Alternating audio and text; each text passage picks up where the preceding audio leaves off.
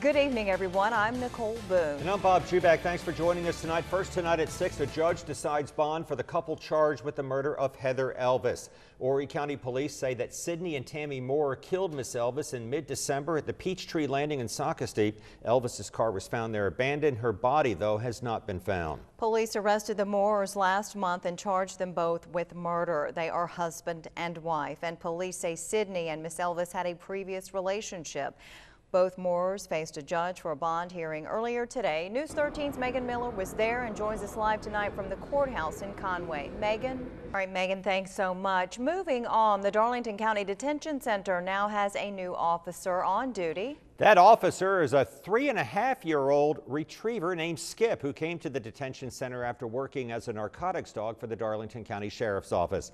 And as News 13's Patricia Burkett reports tonight, those at the jail say Skip already makes an impact when it comes to cracking down on illegal contraband behind bars.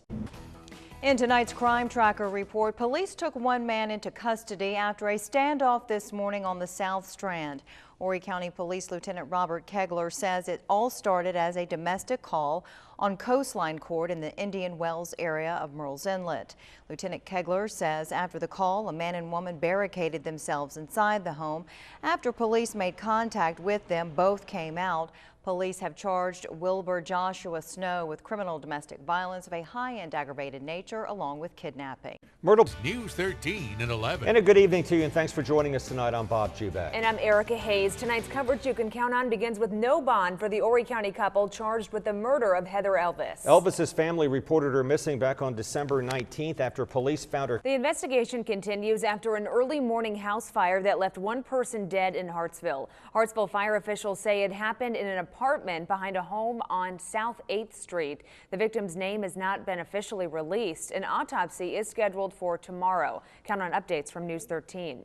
Also this morning, crews in Darlington battled a fire at an auto body shop. It happened around 10 o'clock this morning at Joe's Repairs on South Main Street. Tonight, News 13's Matt Petrillo has more on the damage and how officials think the fire started. Martha, thank you very much. A Florida family thought it was burying its baby, but at the funeral, members realized there had been a heartbreaking mistake. The funeral director had to tell a grieving family the baby it thought was laying to rest wasn't in the casket. Mike Marza has more.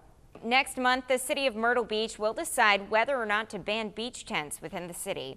Last week, city leaders said if this ordinance passes final reading, you could pay when caught with a beach tent.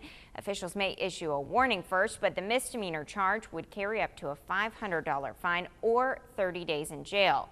North Myrtle Beach Council is also considering the ban, but on a more seasonal level. The city council meets today and will hear the second reading of the ordinance that bans shades other than umbrellas from May 15th to September 15th. The leaders in those two communities say safety is their first priority when it comes to banning things like beach tents, but others say tents and other structures can also loosen sand, and that can attribute to beach erosion. This weekend, one group worked to clean up the effects of erosion from storms in one neighborhood. News 13's Leah Mishkin has the story.